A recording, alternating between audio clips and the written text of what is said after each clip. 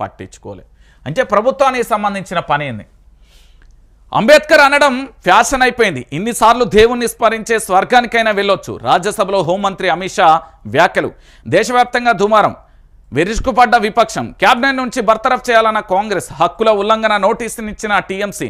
BJP కార్యాలయం ముందు కేజ్రీవాల్ ధర్నా. దిద్దుబాటు చర్యలకు దిగిన ప్రధాని నరేంద్ర మోడీ. అంబేద్కర్ని గౌరవిస్తున్నది తామేనని వెల్లడి. తన వ్యాఖ్యలను వక్రీకరించారన్న అమిత్ షా. అంటే పూర్తి స్థాయిలో కూడా అభి ఏక్ ఫ్యాషన్ హో గయా హై.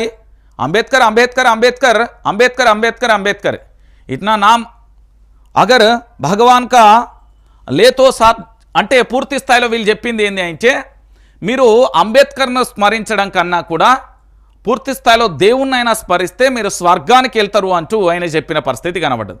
దీనికి బదులుగా ఇన్నిసార్లు స్మరిస్తే స్వర్గానికైనా వెళ్తారు, ప్యాషన్ అయిపోయింది అంటూ కూడా చెప్పిన పరిస్థితి కనబడుతుంది. ఇక భారతదేశంలో రాజ్యాంగాన్ని రచించింది అంబేద్కర్తో పాటు చాలా మంది ఉన్నారు. పార్లమెంట్లో ఇంత బుక్ ఉంటుంది, దాని చివర్లో ఒకసారి చూడుర్రి.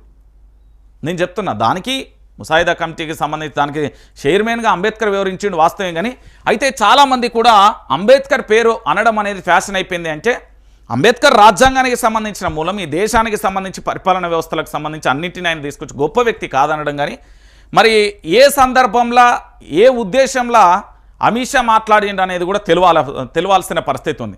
అంటే అమిత్ షా వ్యాఖ్యలను నిజంగానే వక్రీకరించారా, అమిత్ షా ఏ కోణంలో మాట్లాడిండు అనేది కూడా క్లారిటీ రావాల్సిన అవసరం ఎంతైనా ఉంది. ఎందుకు అంటే బయట జరుగుతున్న ప్రచారాన్ని ఆయన పూర్తి స్థాయిలో కుండబద్దలుగా వచ్చిన పరిస్థితి అయితే కనబడుతుంది. సో వాస్తవం కాదా అనేది మరి వాళ్ళే ఇవాళ చెప్తారు కదా, చూద్దాం. రైట్. ఇక